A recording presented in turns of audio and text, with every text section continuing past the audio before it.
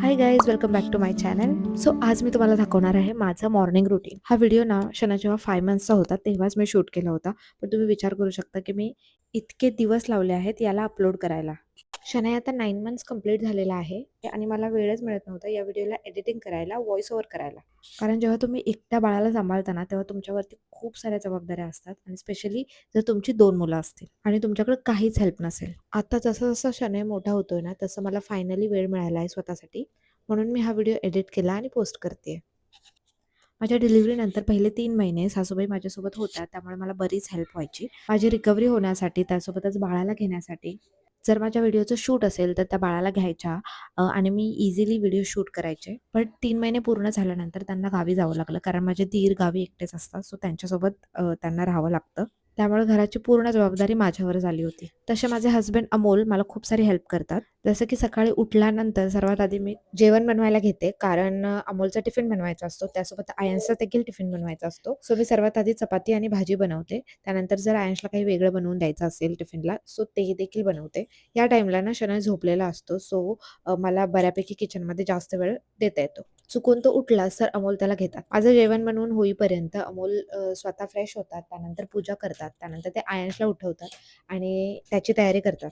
Ions आता 5 वर्षाचा आहे, सो काही गोष्टी तो स्वतःहून करतो, बट काही-काही गोष्टी असतात त्या पॅरेंट्स म्हणून आपल्यालाच करावं लागतं. जसं की त्याचा टिफिन पॅक करणे किंवा त्याच्या बॅगमध्ये कोणते-कोणते बुक्स घेऊन जायचे ते सुद्धा अरेंज करणे. पण त्याची अंघोळ किंवा ब्रश करणे तो स्वतःहून करतो. त्या दोघांची तयारी होते. त्यानंतर ते ब्रेकफास्ट करतात, जातात. बट लकीली आयन्सच्या स्कूलचा आणि अमोलच्या ऑफिसचा टाईम एकच आहे, त्यामुळे ते त्याला सोडायला जातात.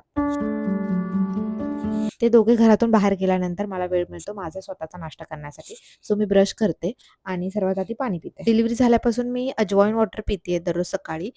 बट जर खूप घाई झाली असेल तर मी फक्त कोमट पाणी पिते. जिरं आणि अजवाईनचं पाणी ना डिलिव्हरीनंतर खूप हेल्प करतं ब्रेस्ट फीडिंगसाठी. त्यासोबतच त्याने ब्लोटिंग अजिबात होत नाही. जर त्याची रेसिपी हवी असेल तर तुम्हाला माझ्या रील्समध्ये मिळेल. सो माझा ब्रश झाल्यानंतर मी अंथरूण काढते आणि तोपर्यंत शनय सुद्धा उठतो आणि एकदा मी त्याला ब्रेस्टफीड करते आणि मग तो स्वतः खेळत असतो. शनय जरी जेवण बनवण्याच्या मध्ये जरी उठला ना, तरी मी त्याला घेते आणि आधी ब्रेस्टफीड करते, कारण ते महत्त्वाचं आहे बाकीच्या कामांपेक्षा. कारण बाळ जेव्हा जागं होतं ना, तेव्हा सगळ्यात आधी ते आईकडे यायला हवं. त्यामुळे त्यांना एकदम सिक्युअर फील होतं. माझं संपूर्ण अंथरूण काढून झालं ना, त्याच्यानंतर मी मॅट टाकते आणि शनयला त्यावर खेळू देते. ही मॅट मी फर्स्ट क्रायवरून ऑर्डर केली आणि ही खूप छान आहे. मला ह्याचा खूप जास्त यूज झालाय. त्यानंतर मी सगळ्या खिडक्या खोलते, जेणेकरून बाहेरची हवा आतमध्ये येईल. माझी डिलिव्हरी थंडीमध्ये झाली होती, त्यामुळे सकाळची इथे मस्त थंड हवा यायची. एक नवीन आई म्हटलं ना, की तिचा सगळा वेळ हा बाळाचाच असतो.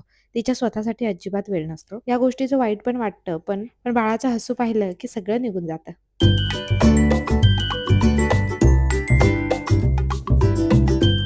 माझं पूर्ण अंथरूण वगैरे काढून झालं की मी शनयला पुन्हा एकदा ब्रेस्टफीड करते, जेणेकरून मी नाश्ता करू शकते आरामात. बट असं क्वचितच घडतं की मला आरामात नाश्ता करायला मिळतो, कारण बाळ कुठल्या क्षणी रडेल सांगता येत नाही. आणि त्यावेळी शनय इतका छोटा होता ना, की त्याला असं वाटायचं की मी त्याच्या जवळच असायला हवी, नाहीतर तो रडायचा आणि काही वेळ मला त्याला घेऊनच बसावं लागायचं. मी बराच वेळ त्याच्यासोबत खेळायचे.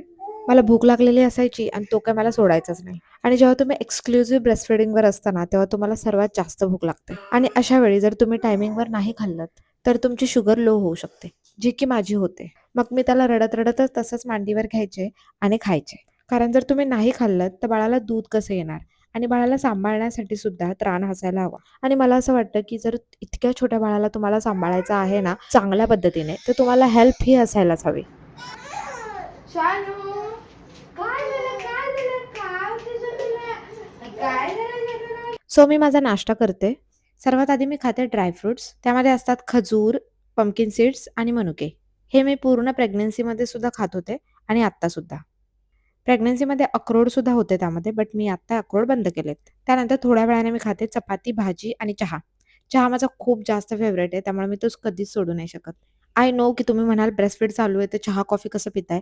बट मी कॉफी नाही पीत, फक्त चहा पिते, ते पण 2दा, सकाळी आणि संध्याकाळी. मी चहा लव्हर आहे, त्याच्यामुळे चहा सोडणं खूपच मुश्किल आहे माझ्यासाठी. आणि हे पहा, जेव्हा शनय रडतो ना, तेव्हा मला अशा पद्धतीने शनयला मांडीव घेऊनच नाश्ता करावा लागतो. मी त्याला खाली ठेवण्याचा प्रयत्न केला, बट तो अजिबातच राहत नाही.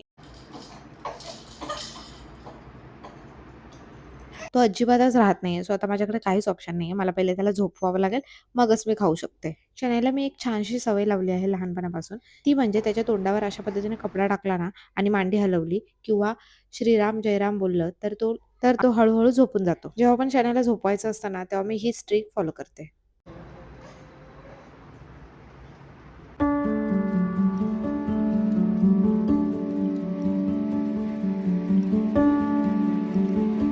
मी शनाईला झोपवलं आणि त्यानंतर माझा उरलेला नाश्ता करून घेतला. प्रेग्नन्सीनंतर सगळ्यात जास्त प्रॉब्लेम असतो तो म्हणजे हेअर फॉल. आणि सगळे म्हणतात ना, की बाळ हसायला लागलं, की तुमचे केस गळायला लागतील. आता ते खरंच वाटतंय, कारण आता 3 महिने पूर्ण झालेत आणि आता माझे केस खूप जास्त गळायला लागलेत. प्रेग्नन्सीमध्ये फॉलिक ॲसिडच्या मेडिसिन आपण डेली खातो आणि प्रेग्नन्सीनंतर त्या अचानक बंद होतात. म्हणून 3 महिन्यानंतर त्याचा असर हळू चालू होतो आणि आपले केस खूप जास्त गळायला लागतात. त्यासोबतच आपली झोप पूर्ण होत नाही, स्ट्रेस वाढलेला असतो. म्हणून पण केस गळत असतात. पोस्टपार्टम मधली ही सगळ्यातच वाईट गोष्ट आहे. त्यानंतर मी माझा बेड ठीक करते आणि जर मला काही ठिकाणी डस्टिंग करायचं असेल तर ते पण करून घेते.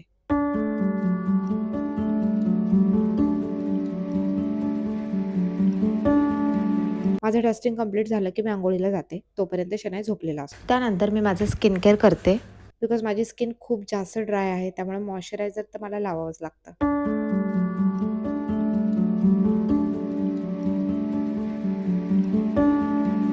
त्यानंतर मी कपडे धुण्यासाठी मशीन लावते. त्यानंतर मी देवाला नमस्कार करते. याआधी मी भगवद्गीता वाचत होते, बट आत्ता मला अजिबातच वेळ मिळत नाहीये. नमस्कार करायलाच फक्त वेळ असतो माझ्याकडे. त्यानंतर मी गॅलरीतले कालचे जे सुकलेले कपडे होते ते काढते आणि व्यवस्थित घड्या करून ठेवते.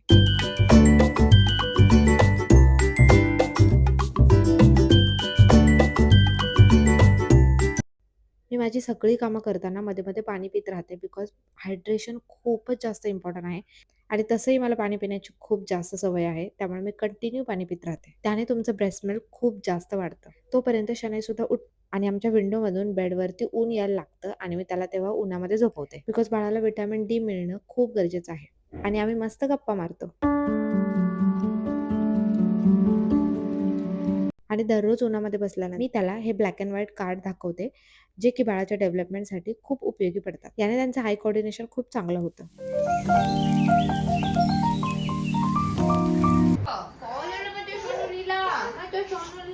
त्यानंतर थोड्या वेळानंतरच त्याच्या मालिशवाल्या ताई येतात आणि त्याला मालिश करतात आणि अंघोळ घालतात आणि त्यानंतर मी त्याची तयारी करते. बाळाला मालिश करणे, बाळाला अंघोळ घालणे हे मी सुद्धा करू शकते. परंतु माझ्या थेरपिस्टने या सर्व गोष्टी करू नका सांगितलं होतं, कारण माझं बॅक पेन खूप जास्त वाढलं होतं आणि माझ्या वाटीवर ताण येईल अशी कोणतीच गोष्ट करू नका सांगितलं होतं.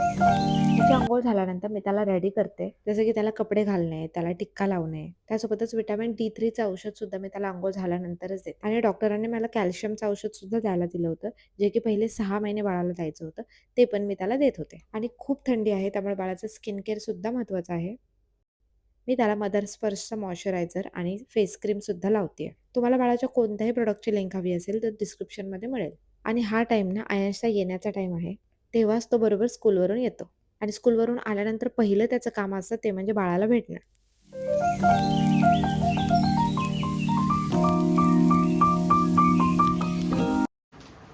अरे वाह! Very nice. स्कूलमध्ये त्याने काय केलं, आज त्याला कोणते स्टार मिळाले, काय झालं, हे तो सगळं मला सांगतो. त्यानंतर तो थोडा वेळ बाळासोबत खेळतो.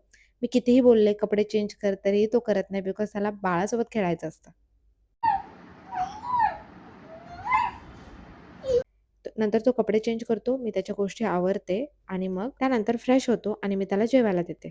आणि अशा वेळी जर शनई रडत असेल, तर मला त्याला घेऊन अशा पद्धतीने फिरावं लागतं. आणि त्यानंतर माझी येते हाऊस हेल्प, जी की भांडी आणि लादी करते. सध्या मला हाऊस हेल्पची खूप जास्त गरज आहे बिकॉज सगळा लोड हा माझ्यावरतीच आहे. आणि त्या खूप छान आहेत. एकदम व्यवस्थित आणि क्लीन काम करतात. बाळाला सांभाळणं इतकं अवघड नाहीये, बट स्वतःला सांभाळून बाळाला सांभाळणं जास्त अवघड आहे. बिकॉज तुमची रिकव्हरी सुद्धा जास्त महत्त्वाची असते. आणि या फेजमध्ये तुमचं बॅक पेन होणं, हेडेक होणं हे खूपच कॉमन आहे आणि ह्या गोष्टी सतत होत असतात.